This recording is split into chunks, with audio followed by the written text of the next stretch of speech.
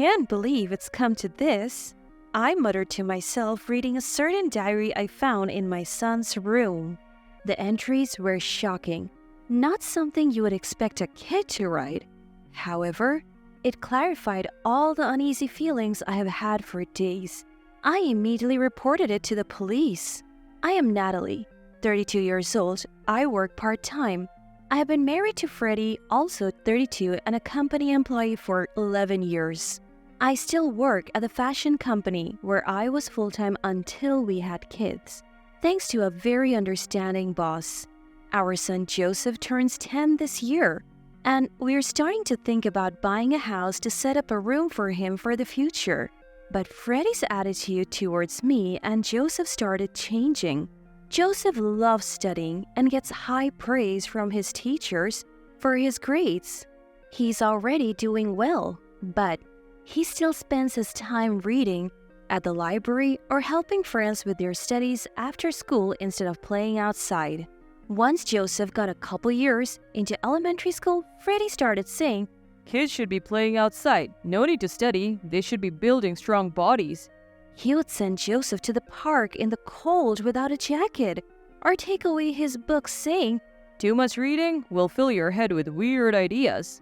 At first, I was concerned about Joseph's lack of exercise, so I could understand Freddie's point, but I started to question him when his actions became excessive. I get where you're coming from, Freddie, but isn't this too much for Joseph? It's good to be active, but he doesn't need to be in light clothes, and he sets a time for reading, so no need to take his books away. You're too soft, Natalie. That's why he gets sick from just a bit of outdoor play. You're his mom. Be responsible. He's a boy. He needs to be strong and active.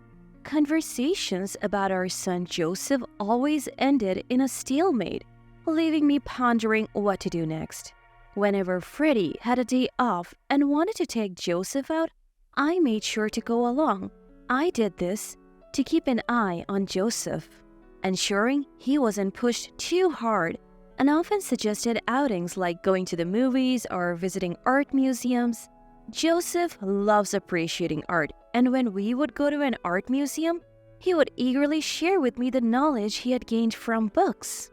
Freddie would say, "If you're going to places like that, I'm going to hang out with my friends." And he never once joined us. I tried to bridge the gap between Freddie's parenting approach and Joseph's interest.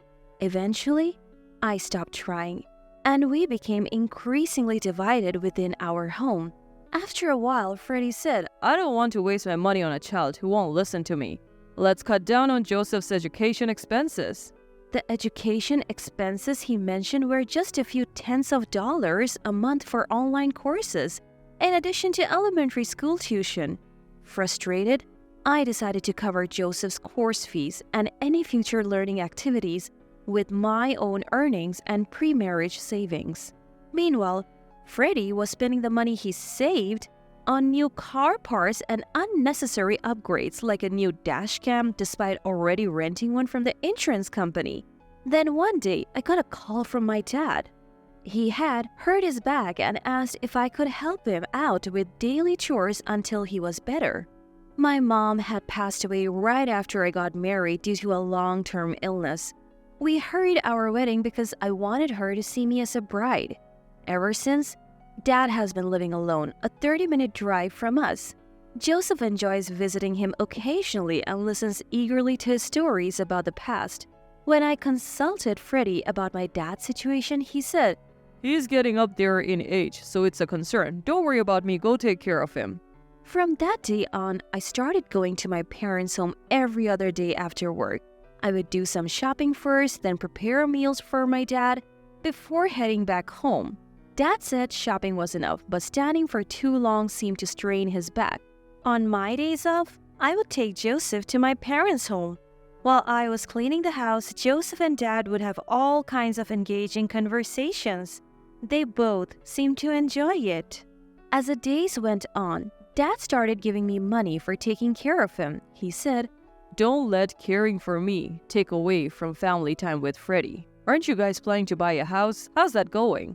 Actually, we had already narrowed it down to a few properties. We just had to choose one. But between Freddie's attitude and caring for Dad, we had yet to pull the trigger. We decided to discuss it again once Dad was stable. Not wanting to worry Dad, I just said, "We're fine," and went home. Still, I felt that we shouldn't keep pushing family issues aside, so I decided to talk to Freddie after Joseph had gone to bed. Ever since we disagreed about how to raise Joseph, it's like there's been this distance, this wall between us. Family time has decreased too. What are you thinking about all this? Freddie replied, Even if you hear my opinion, you'll just end up spoiling Joseph anyway, so what's the point? Sure, I said it's okay to take care of your dad, but I never said it was okay to neglect our home. I didn't sign up for this. According to Freddie, he assumed I would continue to work part-time without cutting back, manage household chores perfectly, and then also take care of Dad. His "don't worry about me" had been just a polite phrase. To be honest, buying a house is basically taking on debt in my name. I don't want to do that for a son who disobeys and a wife who neglects her home for her parent. Freddie said, exhaling deeply as if to criticize my recent actions. But I'm working every day too, I argued. Plus, you go out with your friends on your days off and never play with Joseph. Just because things aren't going your way doesn't mean you can neglect parenting. Why should I have to spend my days off going to boring museums and libraries? I would understand if it were baseball or soccer. Freddie countered, making it clear he had no intention of compromising on what Joseph wanted to do. I was utterly dumbfounded by Freddie's comments, proving he's unreliable as a husband and as a dad. Initially, every time Freddie took Joseph out for some exercise, he didn't properly hydrate him, made him run endlessly, and didn't hold back when kicking or throwing balls. Not only did Joseph not enjoy these outings, but he also ended up getting injured or bedridden for days. Because of this, Joseph became afraid to go out with Freddie, and I had to worry excessively about their activities becoming downright dangerous. I have repeatedly told Freddie to be more considerate and moderate when it comes to Joseph's exercise, but Freddie never listened. Frustrated, I almost gave up on finding a solution. The unresolved tension weighed on my mind, especially with a home purchase and our family life at stake. Surprisingly, the problem was solved sooner than I thought. The day after our talk, Freddie apologized to me. According to Freddie, a conversation with a colleague who also had children led to this change of heart.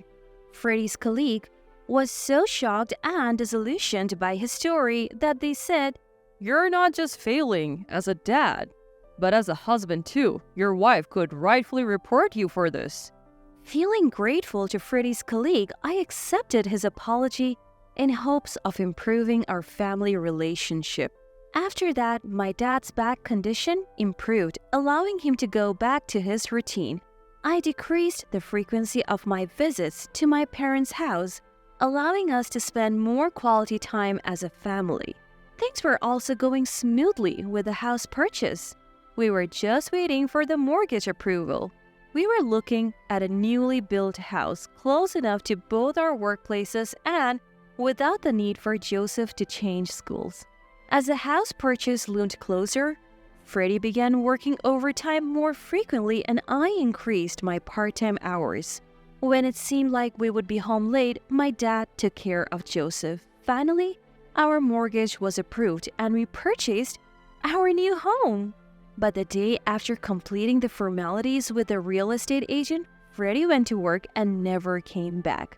I contacted everyone I could think of and even the police.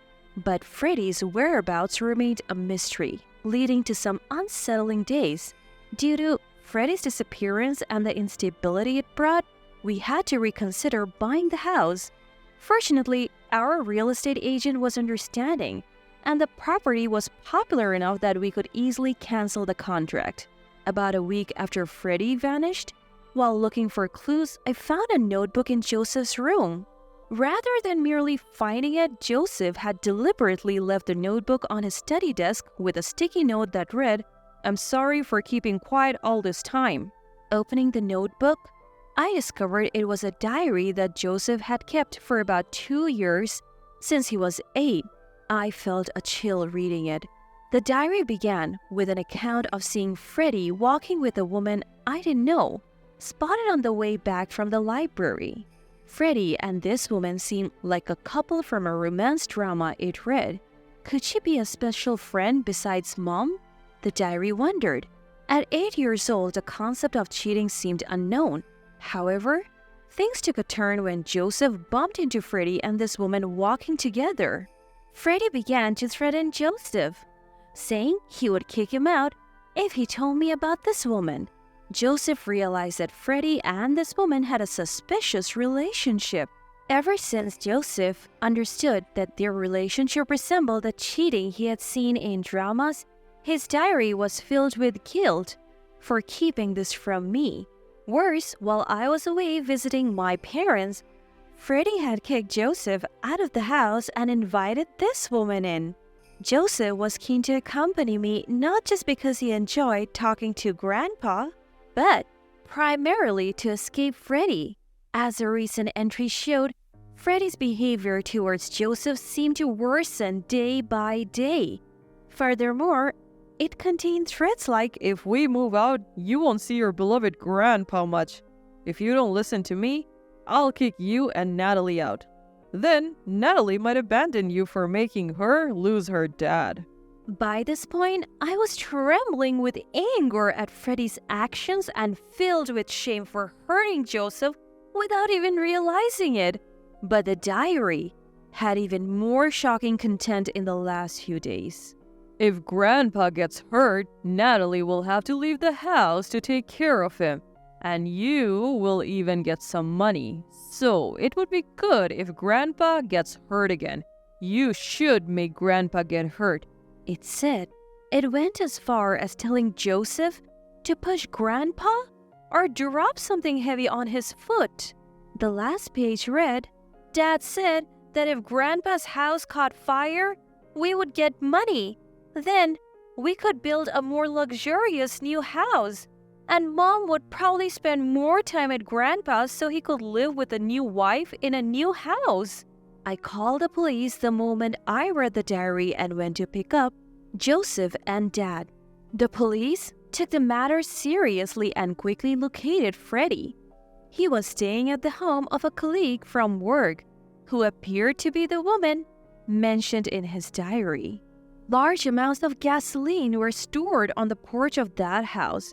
Freddie and his host made the lame excuse that they were planning to use it for a barbecue, but due to the excessive quantity, they were both taken in for questioning. I seized this moment to contact my lawyer, who I had already consulted about divorcing Freddie. Through this, I had been aware of Freddie's affair all along. I had felt something was off when Freddie would opt out of family outings to hang out with friends on weekends. So I had been doing my own little investigation without alerting Freddie.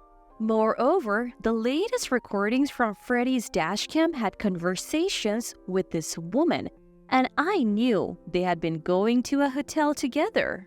The day Freddie had apologized saying he had been told off by a colleague for being inappropriate, he had actually been asked by his mistress to break up because you don't seem like you would be a good dad if we had a child. I had reserved destroying our family by revealing Freddie's affair, especially after seeing he was breaking up with his mistress on the dashcam footage.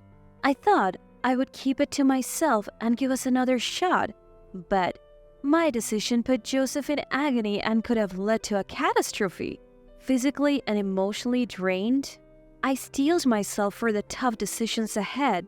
When Freddie returned from the police station, he apologized profusely, saying, I felt enormous pressure financially, especially after buying the house, and I just ran away. The person who sheltered me was just a colleague, nothing more. I swear.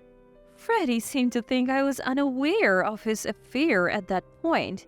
I immediately contacted a lawyer and took Freddie to the law firm.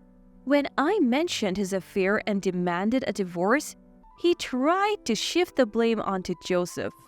Joseph told you, didn't he? He hates me and wants us to divorce. But He was left speechless when I presented evidence. After the lawyer finished explaining everything, saying, "We will be contacting your affair partner for compensation later. Please cooperate." Freddie suddenly stood up. He lifted his chair and hurled it towards me. I narrowly dodged it. Stunned, I listened as Freddie yelled at me, "You gave birth to an unlovable child and now you want to take my money even from her?" The lawyer intervened, and Freddie was taken back to the police station. The next day, I sent a package to Freddie's and his mistress's workplaces. It contained detailed documents and dashcam footage. The footage included conversations between Freddie and his mistress discussing how setting fire to my parents' house could net them money and give them more opportunities to meet.